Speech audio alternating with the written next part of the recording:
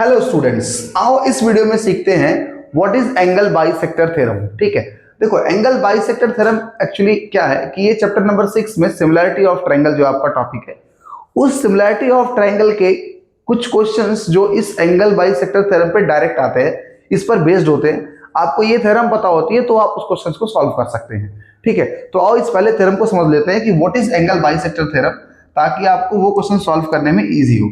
Angle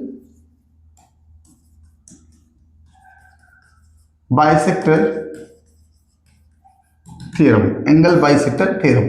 angle bisector theorem किसके लिए होती है? तो ट्रायंगल में होती है। ठीक है, मैं पहले ट्रायंगल को बना लेता हूं। तो मुझे एक ट्रायंगल लेने दो।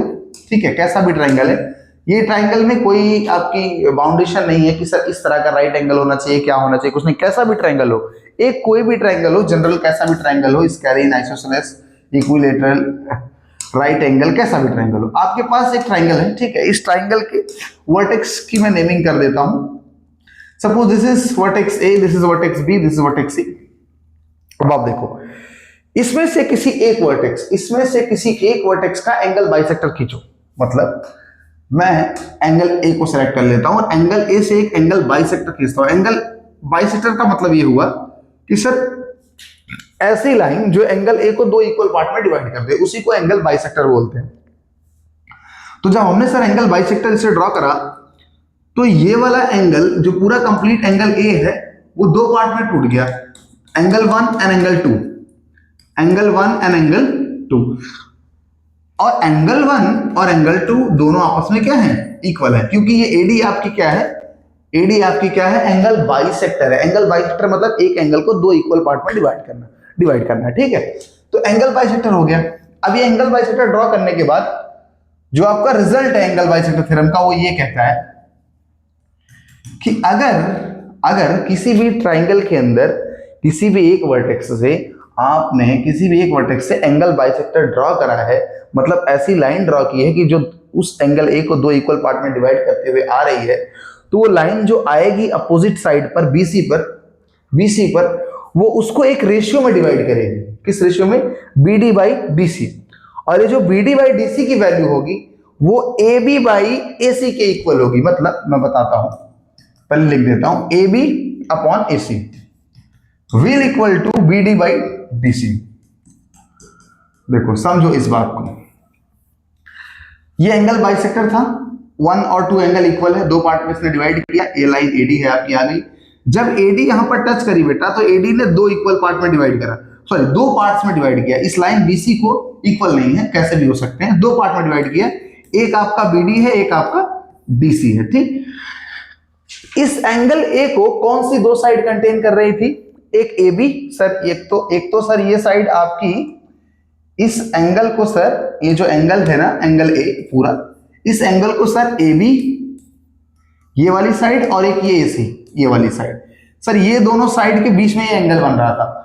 तो जो रेशियो इन साइड का आपस में था, वही रेशियो एंगल बाइसेक्टर सामने वाली जो साइड है उसको एंगल बाइसेक्टर उसी रेशियो में डिवाइड करती है, BD बाई DC। कुछ समझे मेरी बात को?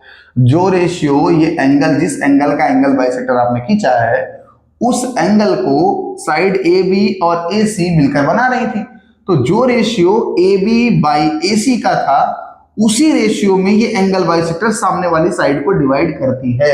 This is the angle bisector theorem. ठीक, आओ इसे एक एग्जांपल से और समझते हैं। कि सर इस बार क्या करिए ना, आप एक कोई ऐसा ट्रायंगल ले लीजिए आप। मैंने बोला ठीक है, राइट एंगल। अब आप क्या करिए, इस बार आप वर्टेक्स A B C ले लीजिए। मैंने बोला ठीक है। इस बार वर्टेक्स A का एंगल बाइसेक्टर ना खींचकर आप B का खींचिए। ठीक है, मैंने B का खींच दिया। मैंने खींचा एंगल B का एंगल बाइसेक्टर। ठीक है, एंगल B का खींच दिया।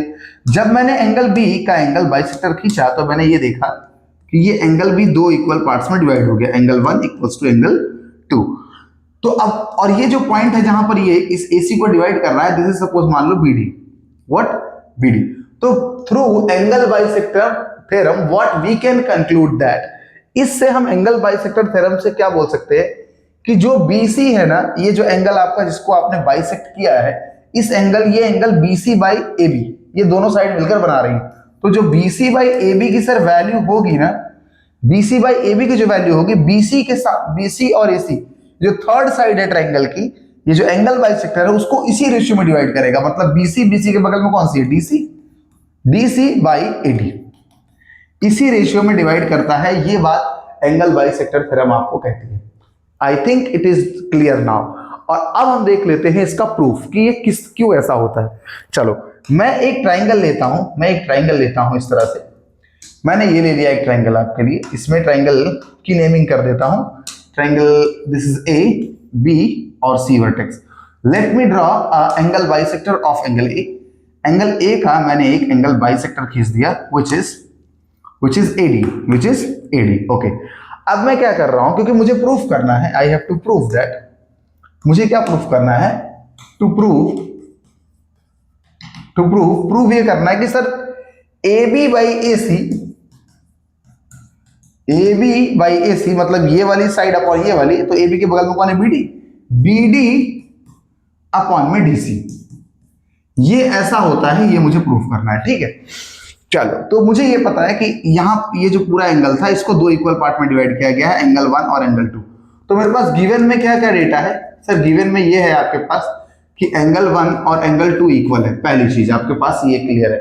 मैं बोलूंगा ठीक है, और इसे मैं हटा देता हूं, थोड़ा यहाँ पे कुछ और भी लिखना है, गिवन यहाँ लिख देता हूं कि गिवन जो डेटा आपके पास है that is angle 1 equals to angle 2। Let us start the proof of this theorem. इस थ्योरम का प्रूफ देखते हैं। सबसे पहले देखो, मैं खुद से कुछ कंस्ट्रक्शन करना चाहता हूं। क्या करना चाहता हूं, कंस्ट्रक्शन में वो ये है कंस्ट्रक्शन कि draw a line parallel to AD, draw a line parallel to AD from vertex C। Vertex C से एक पैरेलल लाइन, AD के पैरेलल लाइन ड्रॉ करो। मैंने ऐसे AD के पैरेलल लाइन ड्रॉ कर दिया। This line is parallel to AD। ये जो AD बाइसेक्टर था इसके पैरेलल जा रही है, ठीक है। उसके बाद क्या करा, वर्टेक्स A को इस लाइन से आगे ज्वाइन कर दिया इस तरह से। इतना तो मैं कर सकता हूं भाई। ये आपकी लाइन जो है, ये जो वर्टेक्स C है, इस वर्टेक्स C से एक लाइन ड्रॉ कर रहा हूं जो AD के पैरेलल है। सपोज मैं इसे बोल देता हूं C। क्या बोलता हूं, C। तो कंस्ट्रक्शन में क्या करा है मैंने, I have constructed a line CE which is parallel to AD, ठीक है, parallel to AD। And vertex A is joined to E, ठीक है। वर्टेक्स A को पॉइंट E से ज्वाइन कर दिया, ठीक है सर, इतना तो कर सकते हैं आप। अब सर आप ये देखिए, अब मुझे ये दिखाई दे रहा है इस डायग्राम के अंदर, मैं ये देख पा रहा हूं कि क्योंकि अगर मैं देखूं इन ट्राइंगल BCE, कौन सा, ये रहा वर्टेक्स B, ये रहा वर्टेक्स C, ये रहा वर्टेक्स E। अगर मैं ट्राइंगल BCA के अंदर अगर मैं देख पाता हूं तो मैं ये देखता हूं कि क्योंकि in triangle BCE AD line is parallel to C, ये AD लाइन जो है वो CE के पैरेलल है, तो by BPT basic proportionality theorem, BPT theorem की वजह से BD बाई DC जो होगा ना सर, वो क्या होगा, AB बाई AE होगा, AB बाई AE होगा। भाई आप ये ट्राइंगल तो देख ही रहे हो ना, इस तरह का ट्राइंगल है, ये वाली लाइन पैरेलल इसको कट कर रही है। तो अगर ये ABCDE हुआ और ये लाइन पैरेलल हुई तो AB by BC equals to AE by DD तो होता ही, किसके थ्रू, बाई BPT। तो यही थ्योरम यहाँ पे लग रही है, ठीक है। इसी के थ्रू हम ये बोल पा रहे हैं कि BD by DC equals to AB upon AE। अब आप ये देख पा रहे हो कि sir BD by DC equals to AB by AE, हमें प्रूफ क्या करना था, BD by DC equals to AB by AC। मतलब ये AE अगर AC प्रूफ हो जाए तो हमें जो प्रूफ करना है वो आ चुका है। हमें क्या प्रूफ करना है, basically AE equals to AC। अच्छा, अगर मुझे AE equals to AC proof करना है तो मैं कर सकता हूं, कैसे, वो ऐसे, AE ये रही साइड और AC ये रही साइड, ठीक है।